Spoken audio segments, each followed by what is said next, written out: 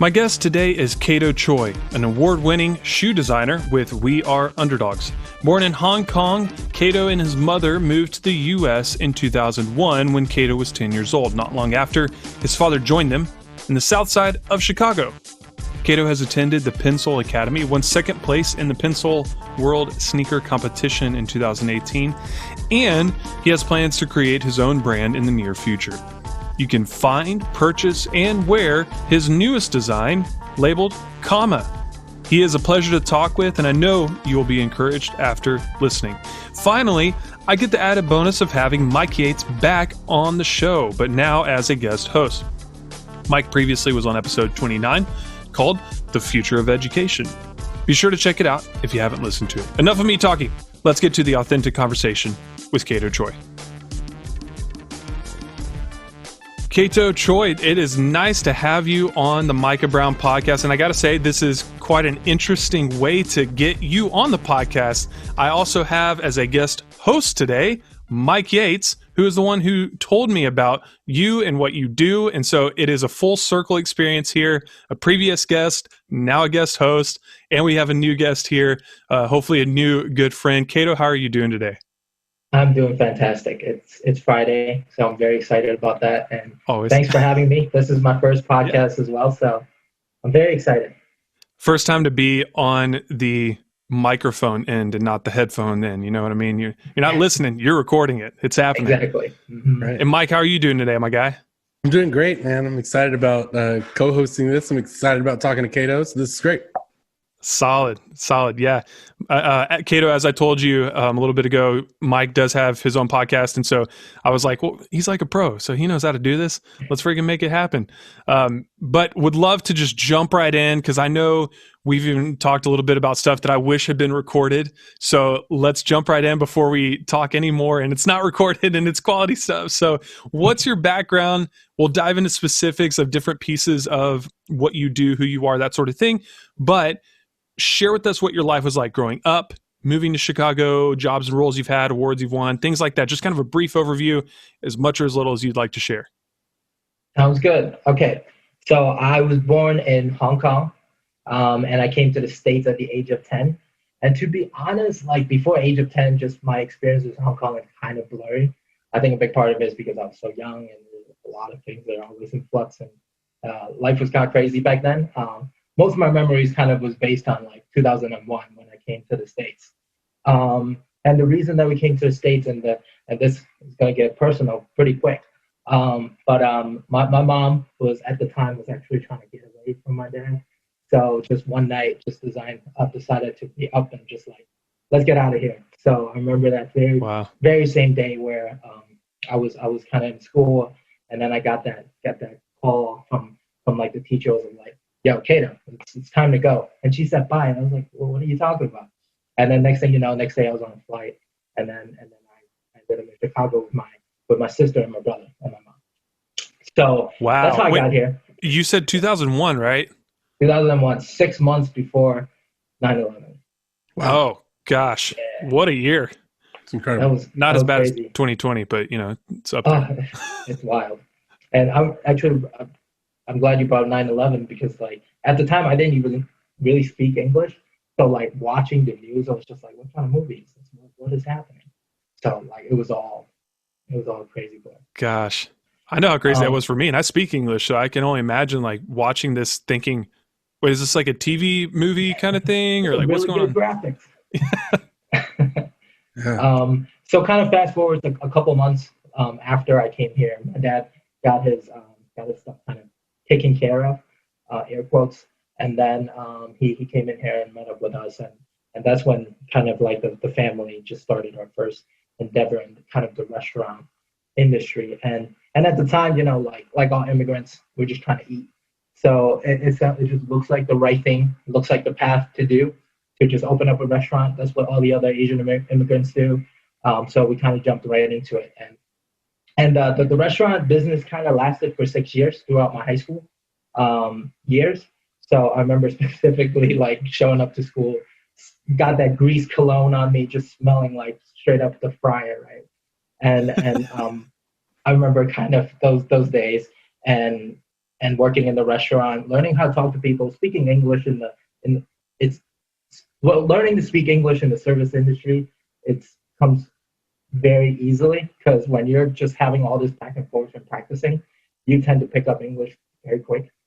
And so that's where I learned to pick up English. And during high school, as I said, I went to high school in South Side of Chicago, so predominantly Black and Latino neighborhood, and so that's where I kind of pick up the nuances of the culture and just learning how to talk and kind of starting to get involved into the pop culture side of things, sneakers, etc.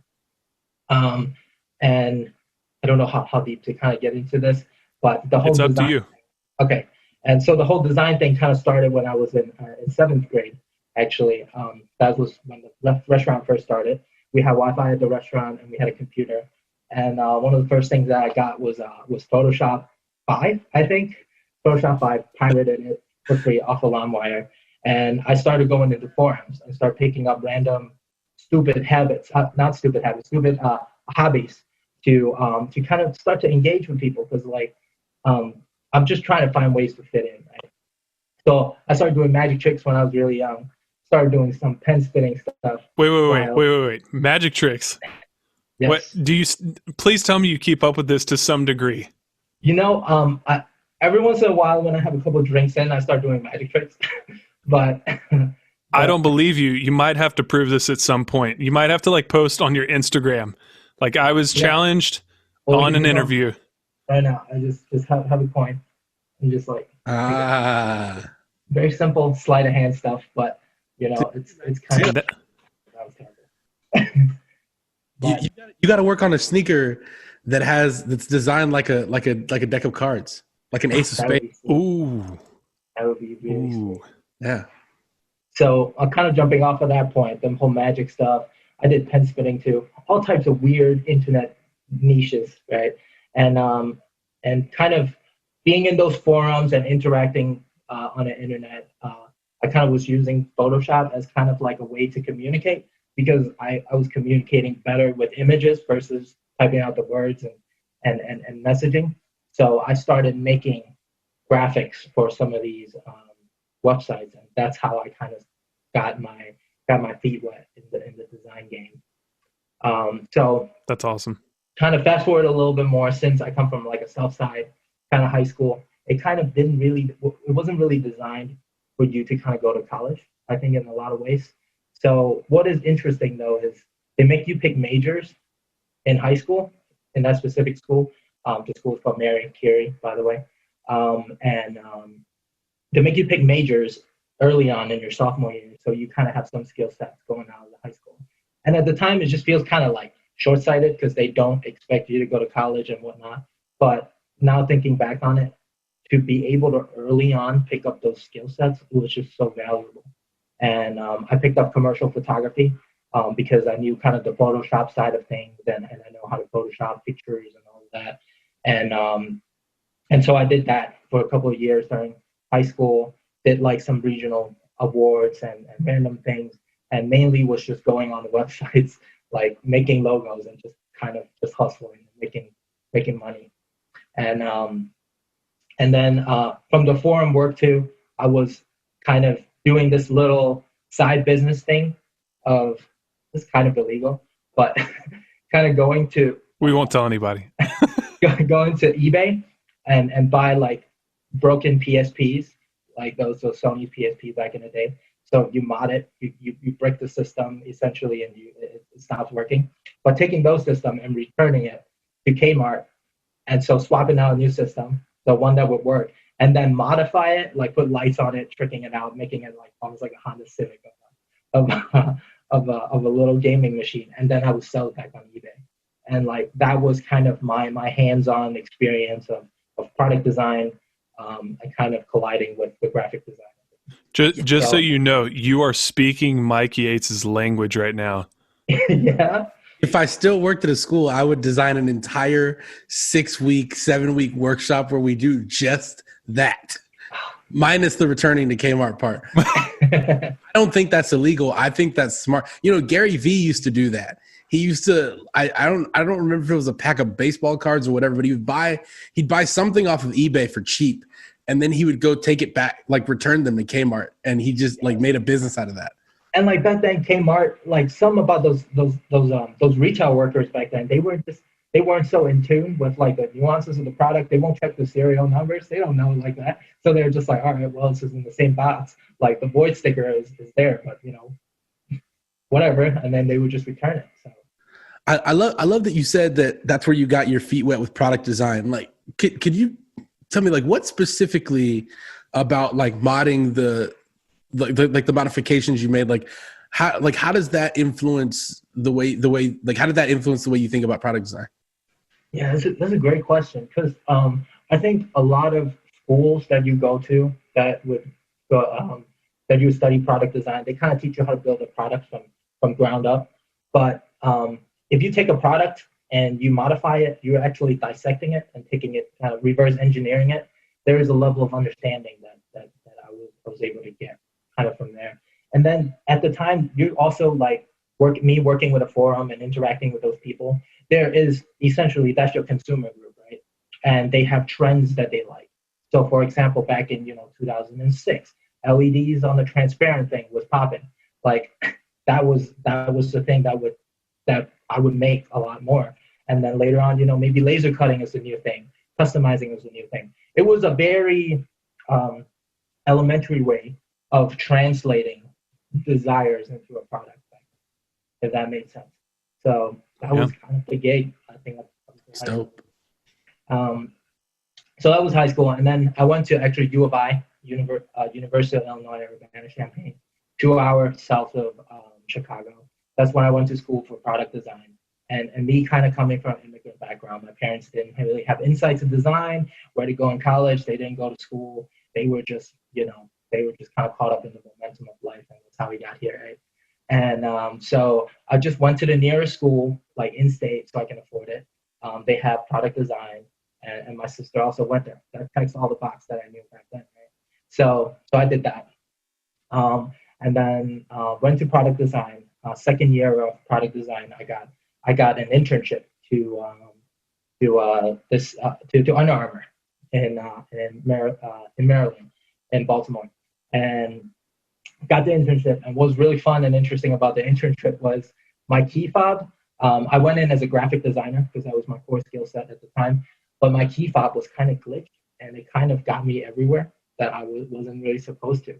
Yeah, so like after 5, I would like click into the footwear department and would hang out with those guys and would just be super annoying about it, really.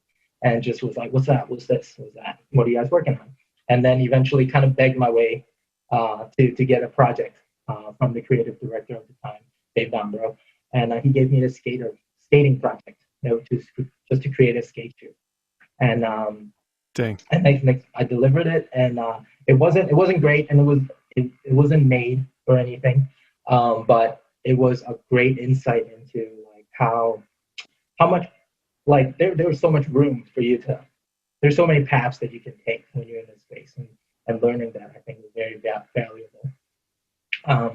So kind of fast forward, after that internship, they wanted me back, but I was too young to I just wanted to try something different. So I kind of declined the internship, and I went back to school and went to Pencil. So Pencil is a footwear academy based out of Portland, started by the creative director of Jordan. It's the Jordan brand academy. Yes, it's the sneaker academy. The academy, yeah. So I went there 2013, and Dwayne taught me so much about the sneaker industry. He taught me that every product is really just a gateway to a message that you want to deliver, and that just changed the way that I look at products forever. It's just like, what is my message that I'm trying to distill into these products to be able to share with the world.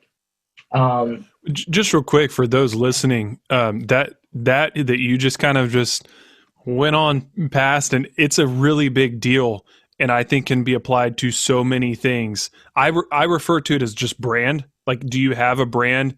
Okay, that's your target overall. Everything should cater to that. And with you, you're talking about having a message to that everything you create all aims towards that. And I feel like if people in general just had that about their life, like, what do I want to be known for? I feel like life would make a lot more sense. 100%. But so many people don't even do that. But that's a really big deal. And I'm glad that somebody was in your life, like saying like, hey, if you have a message, everything should aim towards that message. Yes, and I'm very fortunate to stumble my way into that, because a lot of these decisions that I make aren't really an educated hypotheses, I'll say. I just kind of stumble and try to work my way through things. So I'm very fortunate to get that. So fast forward to when I graduated school, towards the end, the ending kind of year or two of my college career, I tried to start a company, a biking company within the campus. And it's funny because I didn't even know how to bike until that company came along. But it was a local bike shop. They hit me up. They're like, we need some design done. And next thing you know, it's just like, let's find a studio and just like make stuff. And like that to me at the time, this was like 2013 or 14. Like entrepreneurship was popping. Everyone was talking about starting their own business. It was like the trendy thing to do. If you have a passion, make a business out of it and all of that.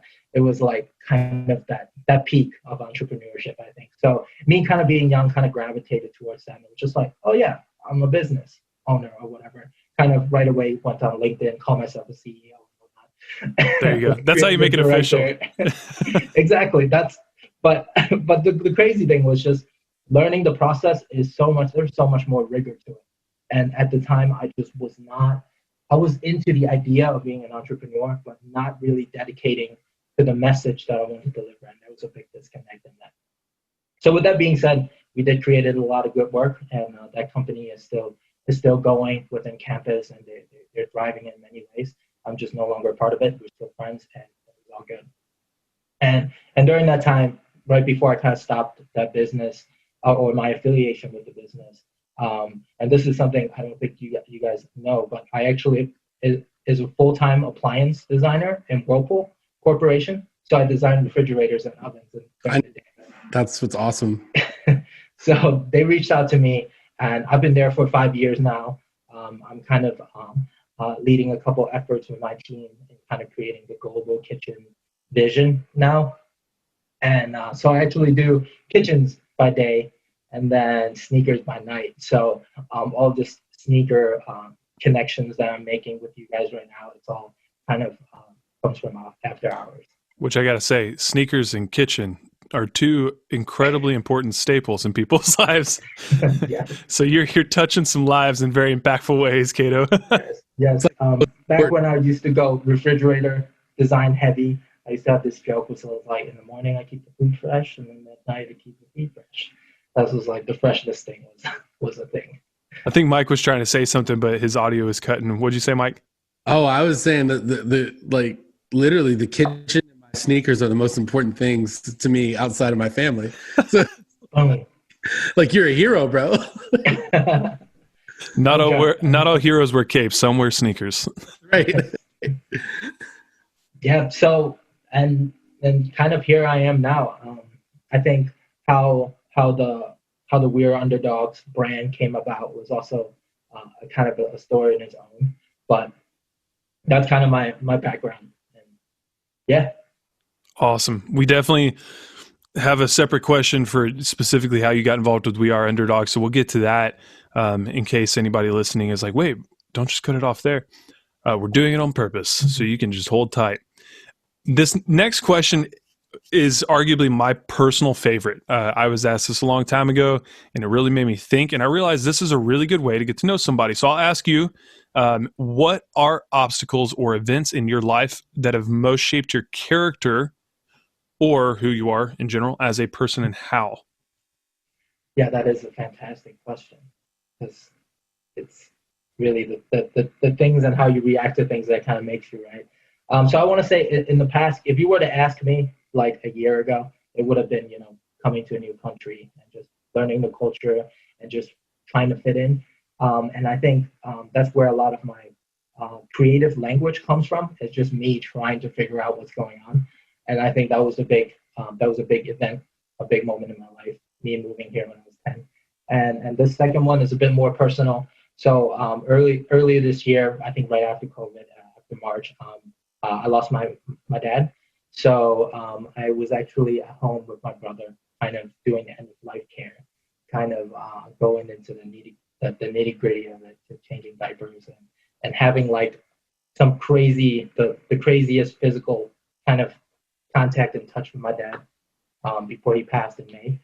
So I want to say, if the first experience with moving here kind of started that that gooiness that my personality is kind of built on, I want to say earlier this year, it definitely baked it and kind of solidify it. Because when you see, someone in your life that has so much impact kind of become like super weak to the point that you have to kind of care for them to kind of see them go, there's a lot of very deep and complex emotions that definitely stirs things up. I can only imagine that is something that I mean, I've seen all my grandparents pass, and I do not look to the day when my parents are in that situation. How do you think, when you moved to America, you said that it developed your creative language to, you may not have the exact right word, so you use a sentence instead to describe it, right? Because I used to teach English as a second language, and I know that the idea is, if you know the vocabulary well enough, you can use less words. And so sometimes the opposite would happen, and they're kids that only speak Spanish, and I draw a picture and I try to get them to describe that picture, that, well, it sounds like, and it looks like, and, try to use examples. So how is that translated into you today here in 2020? How does that language, transition still affect you? Yeah, that's a great question, and I think in a way it's very much a gift and a curse thing. I feel like because my vocab is still limited, I think in a lot of ways, I don't know how to concisely deliver a message. So the curiosity for me to want to fully explain that thought or whatever I'm trying to communicate, I always go way too deep and then started having all these visuals and mood boards try to communicate the small concept, where as if you would have grown up here and kind of learned the nuances of it, you would have that word to describe your thought. So I think I take a lot of unnecessary detours to kind of arrive at a thought, and sometimes a product becomes the output, and sometimes it's like an adventure that I don't know where it takes me. I grew up here, and my wife still gives me flack in a humorous way, of course, but having been a teacher, also a history teacher, I tell a lot of stories, and I swing like way out and left. I tell circular stories. So I'll swing way out into the most obscure example that doesn't sound like it makes any sense whatsoever. But she's like, you always land the plane. I mean, you always bring it back. So maybe my vocabulary is slacking too. Maybe that's what the bottom line here is. That's like the beauty of it, though, right? Just the detour that you go through to enrich that message that you're trying to give. Yeah, that's really magical. Mike, I feel like you're saying something. Oh, I said I do the same thing you do. Like I tell the stories, far out details, obscure stories. I do the same thing. Yes, it does make it richer for sure. And oh yeah, and I don't think I shared this, but I actually taught a semester at Notre Dame. I was an adjunct professor for advanced product development, and I saw that. Teaching is magical. I'm a big fan of it. Especially when you're passionate about the topic that you're teaching, it can be a lot of fun. Mm-hmm. Yeah, that's great. So it's so frustrating too, because like these kids just don't catch that, like the intensity of how important that thing is. Yeah, they haven't lived it. They're just now learning about it. They haven't lived the experiences you have. I'm really interested because I think this, especially the further you're removed from it, the more you'll be able to tell. How has your experience with your dad impacted just your view about other people? Ooh. I think I'm still in the early phases of it, and I'm sure I'll continue to develop the thought. But I think with the COVID and all the quarantining happening, I think the isolation of it kind of intensified a bit. It's just I kind of approach people with a terrible sense that they're not going to get it, like because of that deep experience that I have with my dad. So it's something that I'm learning to be openly. I'm learning to openly share more about it. So and like you said with your grandparents, like everyone experiences such a thing at different levels of intensity. So to kind of complete that thought a bit, it opens me up to, in a way, how different people are in the experiences and upbringing, all of that. It made all that more and more intensified, if anything. Yeah, no kidding. I've with my grandparents passing away, I've learned to value human life a lot more. Yeah. That even if it's not family, like I may not like your choices.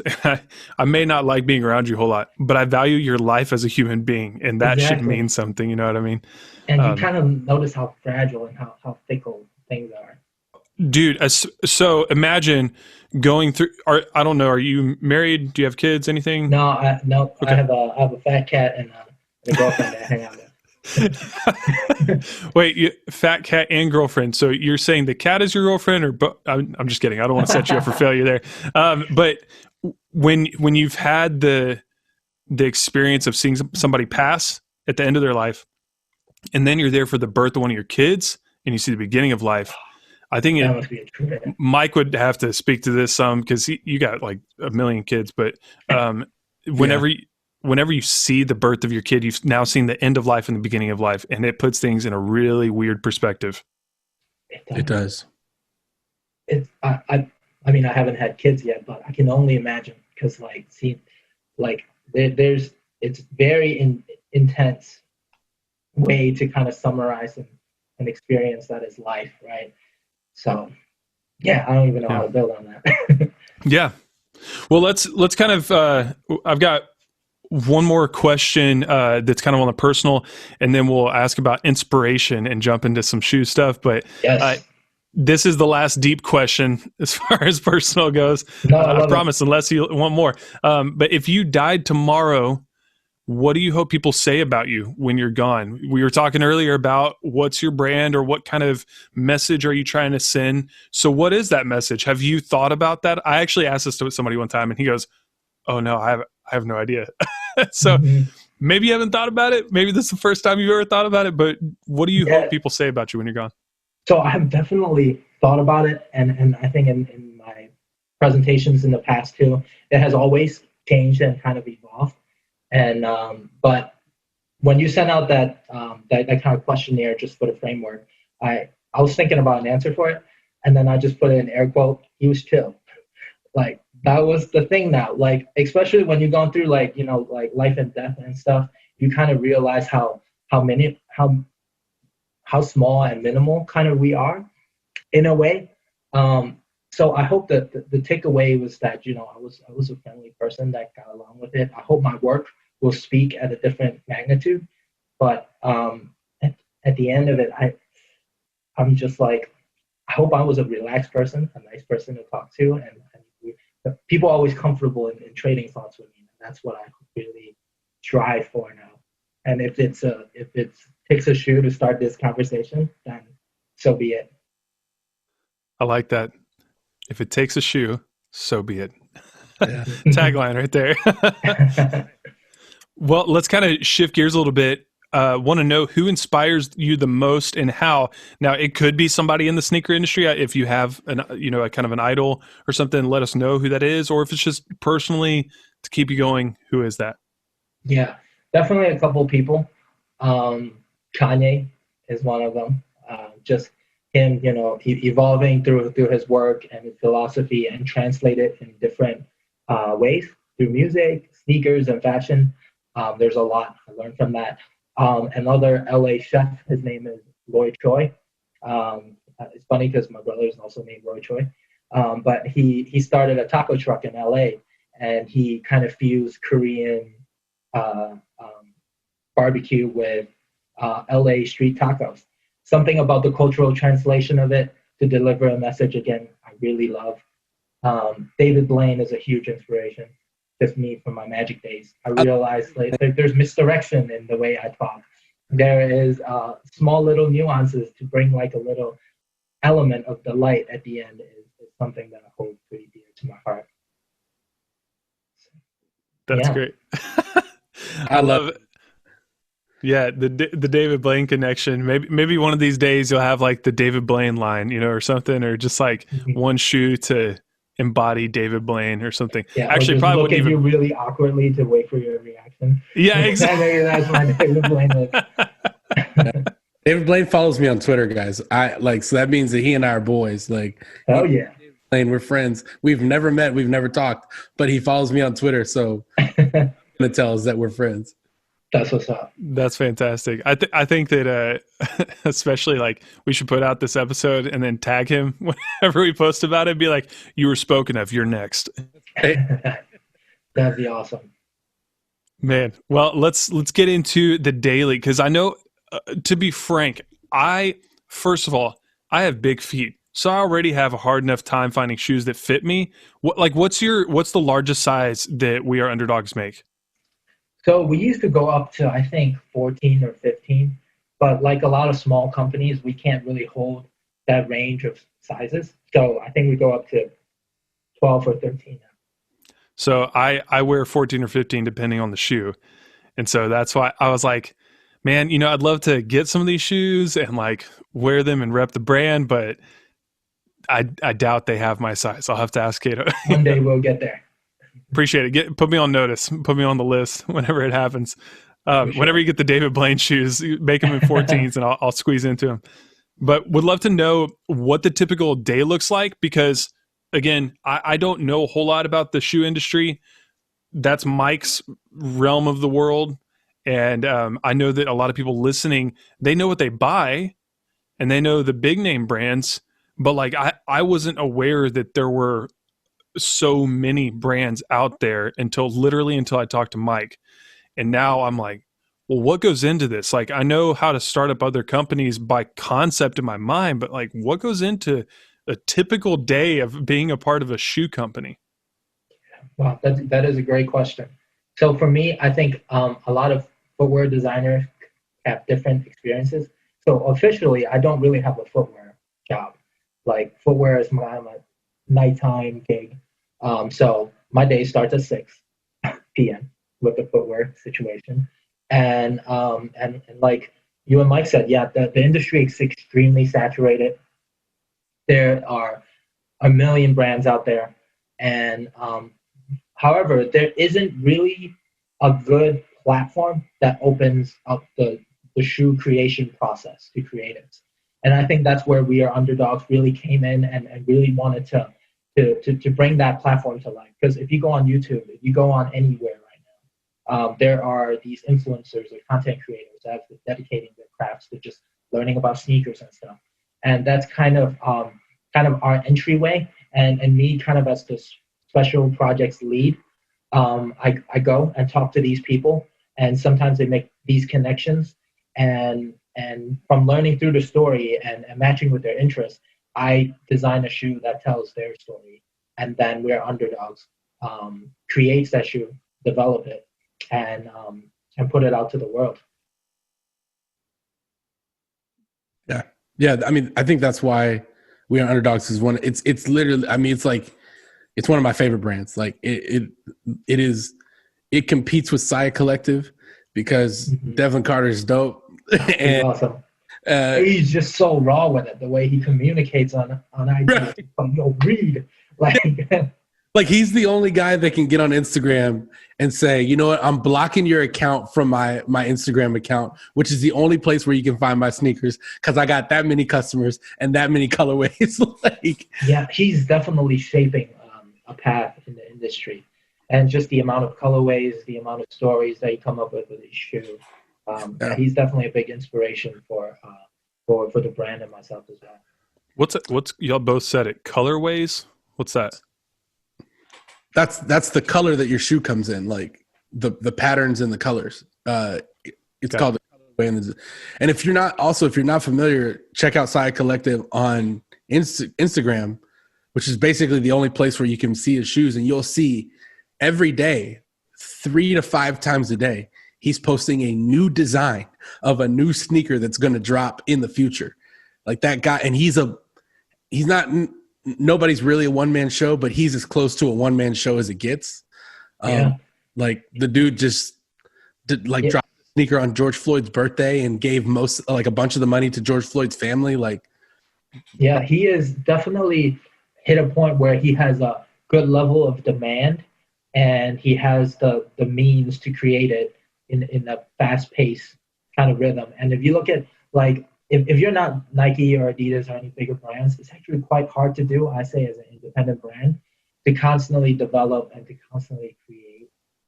In my experience, is quite difficult. So, yeah, again, he's carving like this new, super kind of exclusive path with his usage of social media, and yeah, he's doing great things. And I hope to be able to talk to him and learn from him someday. Well, we may do like a leapfrog situation and have you on as the guest host when we interview him and keep it going. Yeah, Devlin Card's hard to get to, but if you can get him on here, you're like he's hard to get to. It'll be an entertaining episode, I'm sure.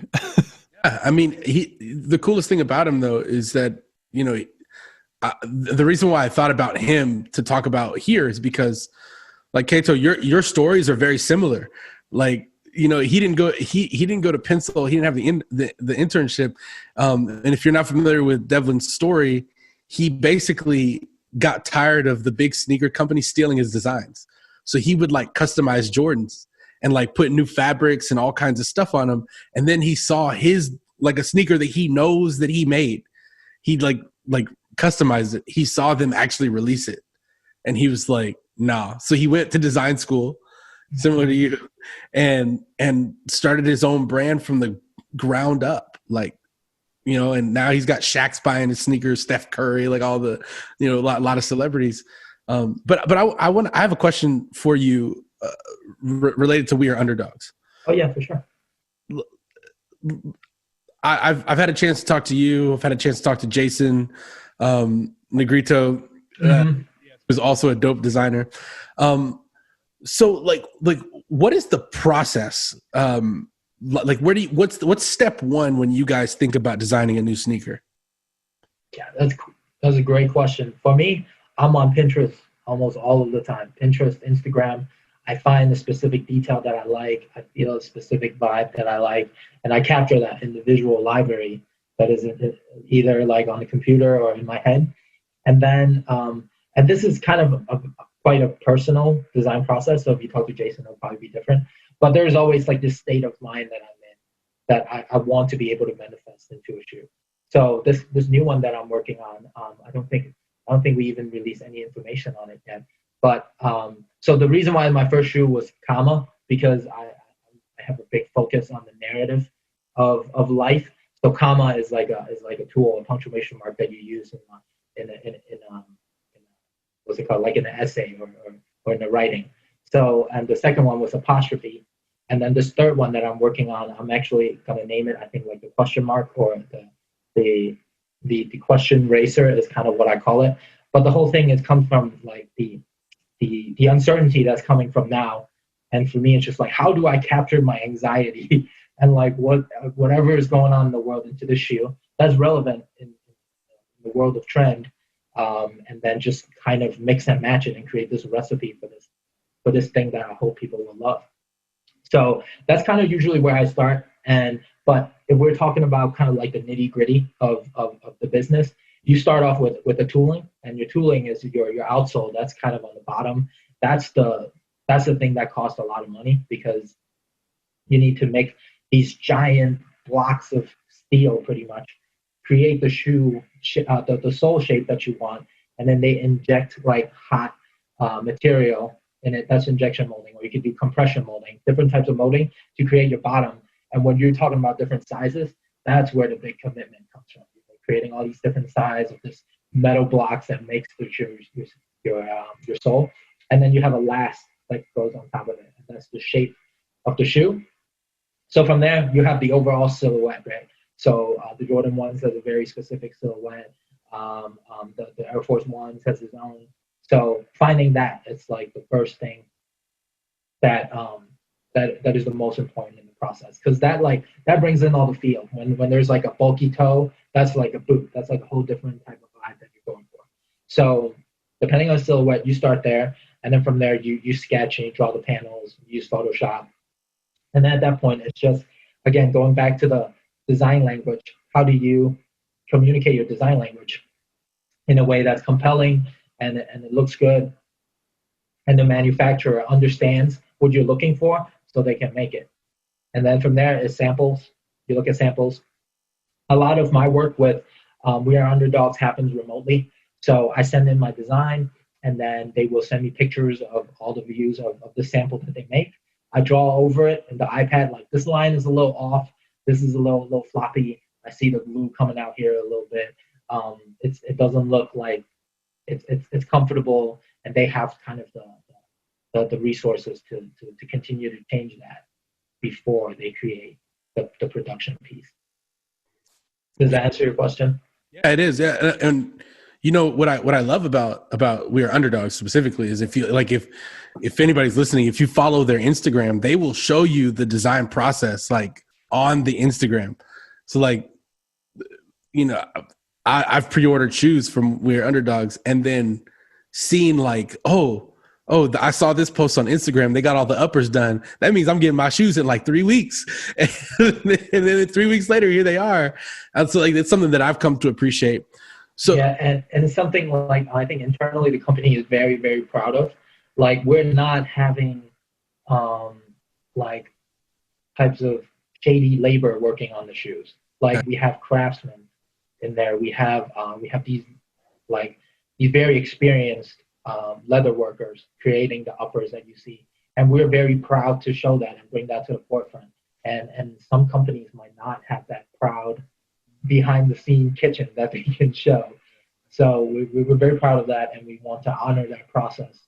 And our price point is pretty premium in the leather, in the sneaker space. It's a lot of it's because we want to be pretty responsible about the way we make the shoe, the way we source the material, and we want to show that. We won't make anything that we don't want to show you. Yeah, but you know what's great about the pricing in We Are Underdogs? There's no taxes and there's no shipping. That's what's up. I don't know how the team figures that out, but yeah, it's because they're coming from Portugal, so sales tax works differently in Portugal. So I love that if it says $179, I'm paying $179. That's what's up. You know, or $199. I'm very bad with money, so like even the taxes, like, yeah, it's a whole different beast for me.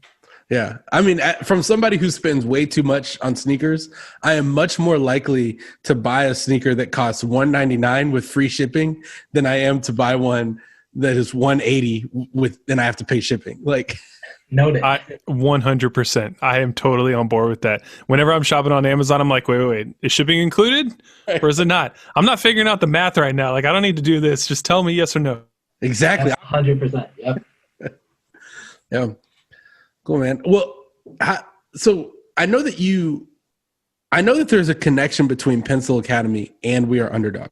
Mm-hmm. How did you specifically get connected with them? Were you in the international sneaker design competition? Yes. So I was, and this kind of goes back to work a little bit, and I might be going a little unnecessarily deep again, but I'll try to be, I was working as an appliance designer, and a lot of it was like really, really fun and new. But the thing is, I'm still pretty young, and I'm very into the youth culture still, and I don't get to see products just get made quick. Like, I feel like the work that I was doing in my full-time job didn't reflect my state of mind enough. Because if I make a refrigerator, it don't come out until like 6 or 7 years. I have no patience for that. So I was like, I need to dig back into like when I went back to Pencil and learn about all those things. So I started sketching every day on Instagram, just like sketch a shoe. One day, a sketch a day, a design a day, just to sharpen up my skills and to balance my input with output, because I'm on Instagram all the time seeing all these cool shoes and I want to be able to make them. And so the World Sneakers Championship came along, and then I submit my design in 2016, 2017, 2018, and eventually and World Sneaker Championship 2018. that's when I got to top 32, and I got kicked out. But because it's like an online voting system, and I got knocked out. So I was like, damn. But towards the end of it, they're like, we have like an opportunity to do like a wild card selection. So you have an opportunity to redesign your shoe, and then you get to get revived back to the competition. So I got revived, got to top 8, and then I was flown out to Portland and did the whole week long program of where every day you had like a challenge to design and refine your shoe, and then eventually we did the final presentation with all these Adidas and Nike kind of employees, and I got second place. I lost by 1 point to Bao. Shout out to Bao. Bao is at Li Ning right now. He's doing really cool stuff. So that's how I actually was on the map. And then We Are Underdogs was like, we saw your second place entry. We love the design. We would love to make that happen. And then that's when the deals start to overlap. And Kama luckily was responded very well by the consumers. You know, people are buying them, and we keep making more and more and more different colorways. So that's when the relationships start to build. Whenever the brand makes a connection, I'm like, yo, let me learn the story and let me help you create the shoe for this collaborator. And then I became kind of like the middleman in translating these independent creators' thoughts into products. I want to point out something, and I don't know if you've made this connection consciously, but you said something earlier, and now you're talking about your shoe design and your brand Kama. You mentioned that you don't always have the right words to describe something. You don't always have the right vocabulary to like communicate something. And now you're creating shoes based on pieces of grammar. And essentially the image that keeps coming to my mind when you're talking about this is that like you then are the words. You're the words in action, and the shoes are the punctuation on what you're doing, which again is kind of a deeper meaning. There's layers to even they're the punctuation to everything. So yeah, I guess I subconsciously made that connection all together. Yeah. But I didn't know if you had made that connection. I was like, well, you're dancing around it. Just say it. Just say it out loud. Yeah, I didn't consciously know that. I always know kind of the narrative was kind of like, I want to tell a story, and this is how it all kind of comes together. But consciously putting those pieces together, I haven't really thought about it. Yeah. You are the story. The people wearing the shoes are the story. Yeah. The shoes are literally the punctuation, the accent to whatever their story is. Yeah, no, man. Like seriously, I'm a poet, so I'm very good with words, and I like words a lot. And that's why when I came across We Are Underdogs, the Kama was the first sneaker that I saw, and I was like, yo, this is like a Chelsea boot and a sneaker. And if you're listening and you look them up, the lacing system is dope because there's no eye stay, there's no lace holes. It just wraps around the ankle. Yes. And I was like, I've gone through this phase. I've told Micah this. I used to really be into Jordans, and then I'm like, you know what? Everybody has these. So every sneaker in my collection is one that's either really hard to get or one that not a lot of people know about. And so I actually use these to tell stories about my passion for sneakers. And the hands down, the number one sneaker that makes people go, okay, you got to tell me where you got those, is the Kama. It's your sneaker. Like, wow. It's the number one. It's also the number one, because I kind of like informally track this in my head. It is the one where people are like, give me the website right now. And they pull it up and they look to see if they have their size. Like like that one. And then the Seth Fowler under construction, like those two make people go, hold on. Like, and then they follow the brand. So like what you're doing with communicating through sneakers is like I want you to at least walk away from this podcast going like, dang, like I'm doing something. Yeah, what you're saying are like, I feel crazy inside right now. Just seeing you, how you communicate with that story, how excited that makes you feel. That it makes everything make sense as moments like these. So I really, really appreciate the support. I'm so glad you like them, and I'm very excited to continue to collaborate with the brand and just keep making more stuff. Hopefully, eventually we hit upsize big enough for Micah. And seriously, let me know. I'm all about sponsoring good people. So even if that means literally sponsoring with my dollars and my feet, be like, look, it comes in size yacht. It's great. Yeah. You can't see. Micah's huge. Like he's like a NFL linebacker. Oh, wow. He's like, the camera adds pounds. Come on now. like when don't get the wrong idea by huge. I mean like good huge. Like he's tall and like. No, yeah, I appreciate it. I grew up as a walking stick figure, and in college I decided I did not enjoy being a stick figure anymore, so I made changes. Some beef on, yes. I did not know that. Yeah. So Kaito, I got another question for you. So if I'm an aspiring designer, right? So I've been going through this process where every day I go on YouTube or Instagram, and I either go to Jason's Instagram, your Instagram, I go to Seth's YouTube page, and I practice sketching sneakers because I have an ambition of one day having my own sneaker. So if I'm a person like I have Photoshop capabilities, but let's say you're not good on Photoshop and you can't draw, how would you suggest that somebody get into the sneaker, like designing sneakers? Yep. And I'm terrible at giving advice. Let me just start with that. And I think a big thing is learning what communicates your ideas best. And I think using pen to paper and drawing is one way of communicating that idea. But there are also many ways. Are you a better 3D modeler? And are you a handcraft person? Can you find a shoe that's similar to what you like and then make edits and change it up so you're not having to start with the very base of it? You have something to start off on. And if not, do you have the personal skills to make the connection to help somebody visualize your thoughts? Because I actually get a lot of DMs too, like from people that are like, and it's funny, some of them are just like would just DM me like, I want my own shoes.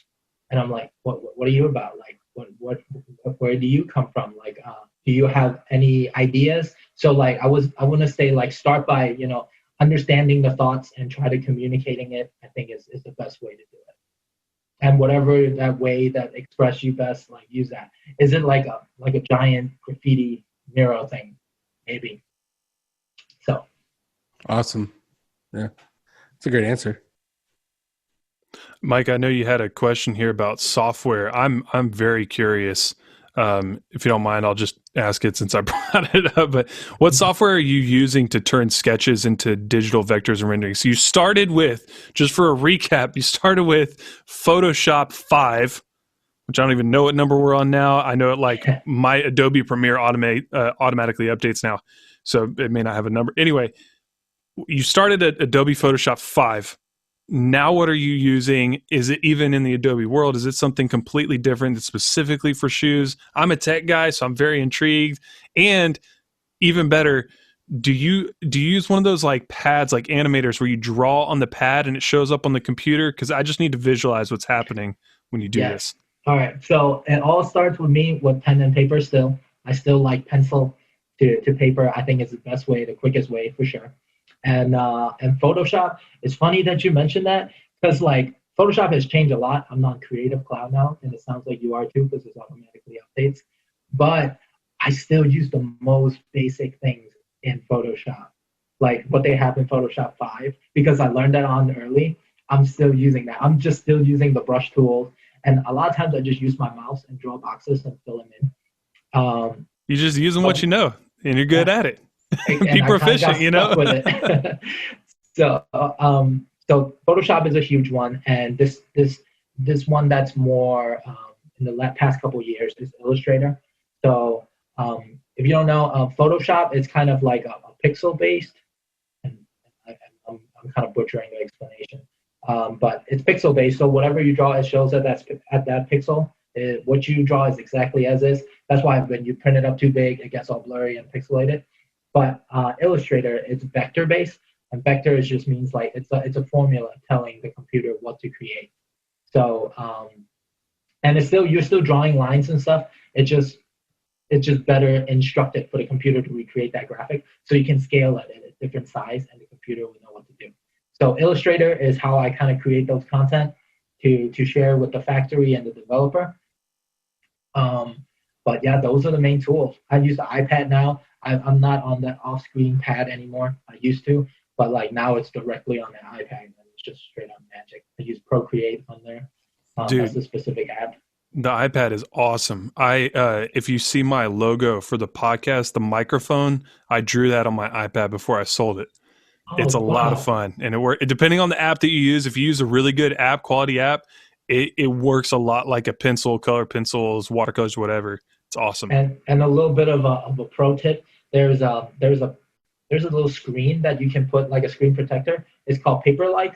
What it does is it makes the surface a little bit more grainy. So when you draw on it, it feels like paper. And that's what I use. Because sometimes the friction. Pro tip. There you go. The friction really, it hits different. That's accurate. That's similar to like musicians, because I'm a musician. That's how Mike and I know each other. We sing together, but also play drums sometimes.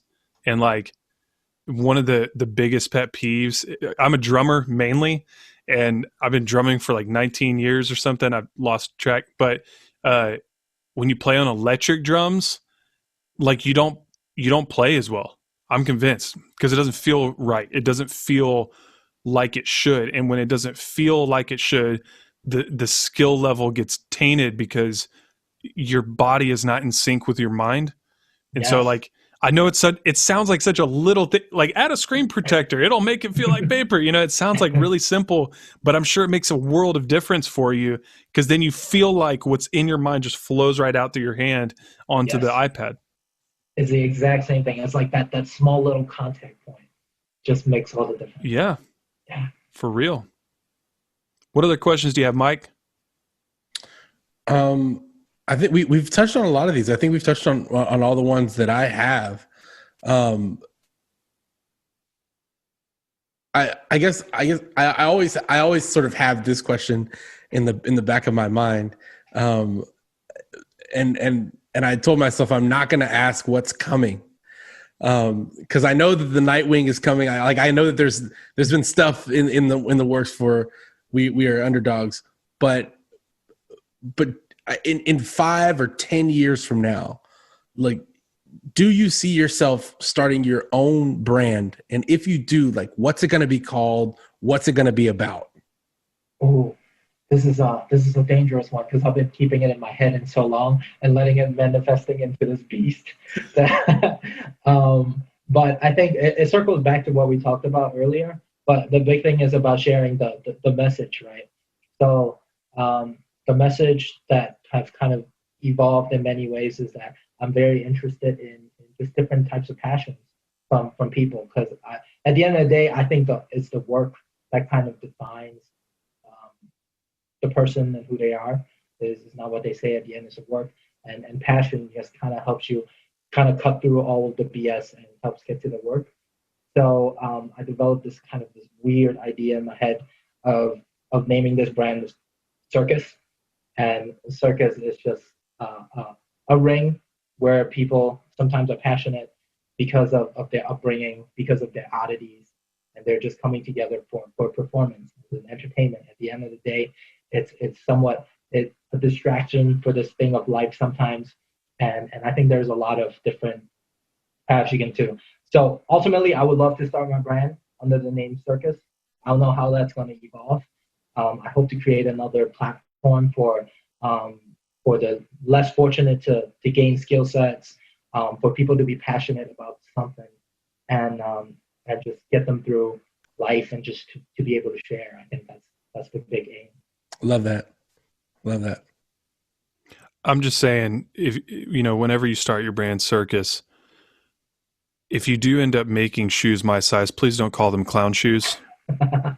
As fitting as it would be, literally and figuratively, as fitting as it would be, I don't know. I might actually find that pretty funny. I'm willing to laugh at myself and make jokes at my own expense. And I grew up doing like performing art stuff where I dressed as a clown. So it wouldn't be the first time I wore clown shoes. but I just had to throw that out there. If you're going to have a circus brand, you got to have clown shoes somewhere in there and make them your like plus size Watch feet. out for that. That's fantastic. There was one question here that I thought was really interesting because I always like to have an encouraging twist on whatever is happening on my podcast, even having a question specifically for you to answer about encouragement. But before we get to that, I would love to know for people who are listening and may just stumble upon this episode or somebody shares with them, if they're listening and they're an aspiring designer, how can they break into the sneaker design world or even owning their own company and brand? What does that look like? What would be the first step and what would be a key step along the way? Yeah. And I think the first thing is, I think liberating yourself from the mind and start to put out the work. Because I think a lot of times, a lot of creatives that I know, they have these ideas that manifest in their head. I myself struggle with that. And it becomes too much of a beast to put out at some point because your skill is limited, right? You can't always fully express your thoughts. You can only hope to one day gain to that full completion of your mind. And it sounds kind of crazy to create that one masterpiece. And I think a lot of people shoot for the masterpiece, but the reality is you're gonna have to take the steps necessary to do it. And it's very and once you like remove the whole masterpiece perfection mindset, it's gonna liberate you to keep creating. And I think if it's I don't know if it's necessarily inspirational or encouraging, but just I think for the people that are listening that are aspiring designers, just put your work out there, and just like things will stick. And the only way to make something good is to throw it out there and let the environments of reality test it. And that's the same with people and other things, I think. Yeah. I've heard that same encouragement with like stand-up comics, always you got to practice. Like at some point you got to put it out there. And I think naturally with that, the thing that helps you to become the best at something is typically the thing that most people are nervous about to even start. And that's critique, getting criticism. Given not everybody's great at giving criticism, like some people are just total jerks when it comes to it, but nonetheless, perfect example to make my point. Here I go, full circle out to the side and come back. I had a high school basketball coach who today is now one of my favorite people. I think very highly of him. He's a fantastic guy. At the time, he would yell and he'd kick a basketball and like just let his anger fly. And I remember I came home one day and I asked my mom, I was like, Mom, can I quit basketball? Like, I don't want to put up with this. And her encouragement to me was something that has stuck with me literally my entire life since she told me. And she said, stop listening to how he's saying it and listen to what he's saying. Yeah. And the next year when he was still our coach, he was our coach my junior and senior year. That next year I got the most improved, which I always thought was kind of like a blow off award, like, I guess you got most improved because you're really trying hard, buddy. But like my stats showed it. My stats had almost tripled from the year before. Just crazy stuff that I would have never thought. And the reason was not because like I just magically became better overnight. It was because I started listening to what he was saying and not how he was saying it. And I was taking that criticism, internalizing it in a positive, productive way, and then turning it back into something that could perform for my team, support my team, and be better for me. And so I feel like a lot of times people, like you're saying, they hold it all up here and they think these great ideas are just swirling around in their head. And honestly, probably about half of them are good ideas. And then about like a quarter of them are great. And then, that tiny little percent that's just amazing. But literally no one's going to know about it if you don't put it out there, Exactly. You could have the next best idea for some company or brand or product or whatever. And if you never tell anybody, it's not going to happen. So I appreciate that you're encouraging in that. And to your point earlier too, like from your mom, when you said that listen to, what he's saying, not how he's saying it. I think it get back full circle on one of the reasons why you said you started this podcast. is that when you're online on Facebook with all these political conversations and stuff, all the context of it is gone. Like you don't see like how this person is saying it. There's a lot of things, and like it could be a temporary thought that a lot of people hold on to, and I think that's where this interaction of people and listening and taking critiques and really digging through conversation is really what's important and really, really valuable. Yeah, there was a psychologist that mentioned how the level of like aggression or something like that 100% of the time diminishes whenever it's a face-to-face conversation. Wow. Because there's something about they narrowed it down to like something that's subconscious in a human brain, that when you are interacting with another human, you tend to, now of course there's anomalies where like somebody's just flying off the handle or whatever, but you tend to dial it back a little bit because there's this understanding of like, this person is kind of me and I'm kind of this person. Of course the fundamental is like you're a human being, right? But that's there's a primal connection, right, you're making in person, right? Yeah. And you don't have that with a freaking computer screen or a phone screen. You're just typing messages away. You're a keyboard warrior over here, just blowing off at the handle. And I think sometimes conversations are great to have, but you got to have some body language behind it. You got to have some genuine respect and care for each other. But anyway, that is a whole different thing that we could go off on, and I think would actually be a really fun conversation. But I've had that conversation on other podcast episodes, so I want to cool. Check that out. I want to reel it in here with people that Mike and I know, good friends of ours. But as we wrap up here, I had a question that I wanted to ask earlier, but it just didn't fit because we're flowing with the conversation. This might be something, hopefully to encourage you, but what's been your greatest professional accomplishment so far, or what are you aiming to have be your greatest professional accomplishment? And I say it might be an encouragement because you might have something in your head, like the brand Circus, like that may be the thing that leaves its stamp on the world. But I would love to hear your thoughts. Actually, the very big moment of achievement that I felt was, and these are the commas, by the way. These are bones. I kind of wore these a couple of times. So those are fantastic. Thank you. And the big moment of accomplishment was when I gave these to my mom, and she won.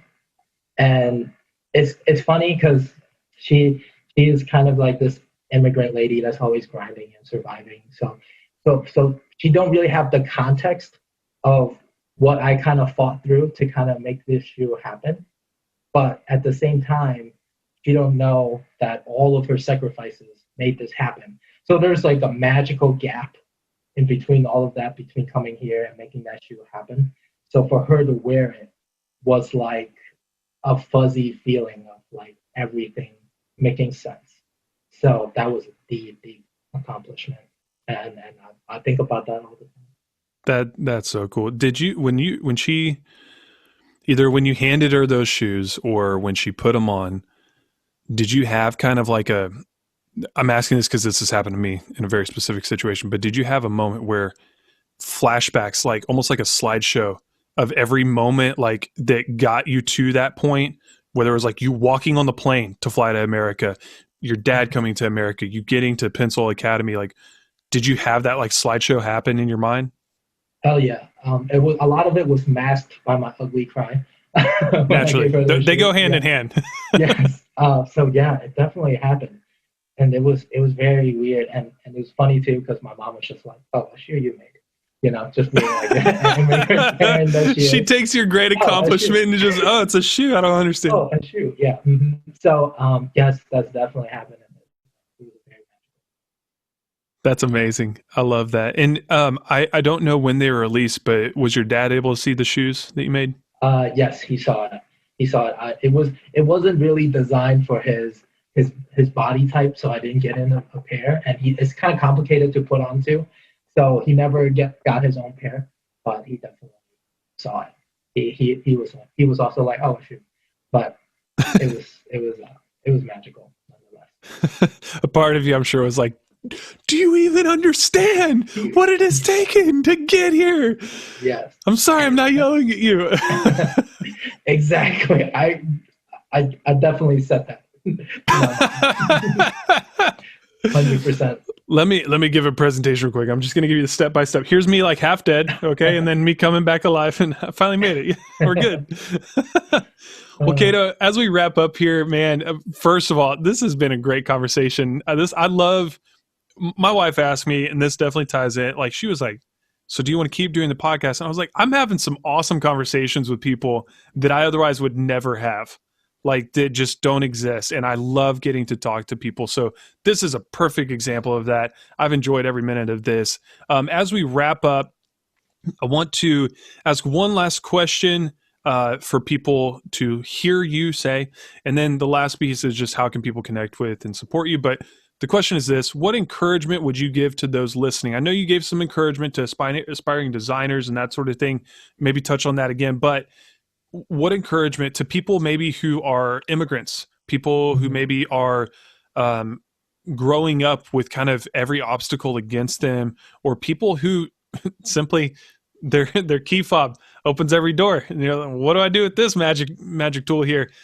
Which I had a very similar example, but it was at a school, so you're not really getting any special places in Under Armour with that. But what encouragement would you give to those people listening? I want to say is less of an encouragement, but it's a quote I think that helps me a lot when I was trying to figure things out. And it's so funny because I got it from Fortune Cookie. But yes, it's deep. It hits deep. And do you remember which? Hold on. Do you remember which restaurant it was from, or was it just like some random restaurant? Of course, it was. Wasn't even a planned Chinese food. It's just one of those things where like I need something to eat. So it kind of just came from like just out of nowhere. But the quote was everything in moderation, especially moderation. And that like just carried me through a lot of things. Like I think as a designer and as like a pretty introspective kind of person, I always somehow try to seek and find the balance. But that quote kind of helps me understand that the true balance of it is ever shifting, and it is not as cut and dry as I thought, and that opened me up to like a lot of creative opportunities. It helped me endure moments. So that's a little fortune cookie note. That's great. And just so I got it right, you said everything in moderation, especially moderation. Yes. That's so good. That's cool. I love that. The idea is like sometimes you got to sprint, man. Like don't just jog the whole time. Like sprint. Give it everything you got. Go for it. Exactly. That's good, man. Well, we'd love to have people connect with you, support you. Maybe if they don't wear giant size shoes, they can buy some of your shoes. So, well, how can people connect with you? How can they support you? If there's a way to even like support outside of just buying the shoes outright, maybe sharing your page, following you, that sort of thing, what would it be? Just follow me on social media at Kaito Choy. Definitely give me critiques on my shoe. I think a like does a lot, but if you can tell me how you feel, that would mean a lot more to me, because I'm always trying to improve. And I'll follow the brand at wau.weareunderdogs, and just follow the products, because we're telling a lot of stories of independent creator in the form of shoes, and I think there's so many more inspiration stories to tell. So thank you for having me. Yeah, man. And I'm sure there will be more inspirational stories as you build your brand and have all your punctuation marks going. I still can't get over the idea of what we talked about earlier, the full picture. You are the words. I definitely need to chew on that more. There you go. Well, I appreciate that, man. We'll get everything in the description for this episode at Kaito Choy, and we'll put the We Are Underdogs as well. I've made some notes of people that we've mentioned so we can make sure they get shout outs and get support, like See It Collective. Make sure David Blaine's on there. Oh yeah, David Blaine is the number 3. I got We Are Underdogs, shoes, and then David Blaine. So we'll make sure. Yeah, Mike's got to make sure he tweets that out so that his follower gets to see it, and a magical moment will ensue. Yeah. Kaito, I appreciate you. I saw your cat there. Appreciate your cat letting us borrow you for a little bit. Everyone, he is showing us the cat who looks very displeased with what's happening. Not a fan. Not a fan at all. Well, Kaito, thank you so much. Hopefully we will keep in touch and see you just blow up the world with your shoes, man. Appreciate it. For sure. Well, folks, what a great conversation with Kaito Choy and Mike Yates, former guest on the show, now a guest host on the show. And I don't know about you, I learned a whole lot about the making of shoes. Of course, if you have a creative mind, you can probably guess what goes into making shoes and that sort of thing. But it's cool to hear from an actual designer who is, out there making these shoes, starting with something on pen and paper and ultimately getting to something that you can wear. That's just the crazy cool part about it. I want to make sure that we give a shout out to We Are Underdogs, the brand that he's currently working for. That is wau.weareunderdogs. On Instagram, you can follow Kaito himself at Kaito Choy. That's Kaitochoy. Kaito Choy. Big shout outs to David Blaine, Saya Collective, Pencil Design Academy, and don't forget the best quote he mentioned that gives him his encouragement to keep grinding away and doing his best. Everything in moderation, especially moderation. That's all we got for you on the Micah Brown podcast. If you like what you heard here, be sure to subscribe and also follow on all the social media accounts, because that's how we get the word out about these conversations happening. I encourage you to go and have great, awesome conversations yourself. Be sure to ask some deep questions, some good questions, because remember, if you have shallow conversations, you're going to have shallow friendships, shallow relationships. But if you have deep, authentic, meaningful conversations, you'll have the same kind of relationships. That's all I got. Y'all take care.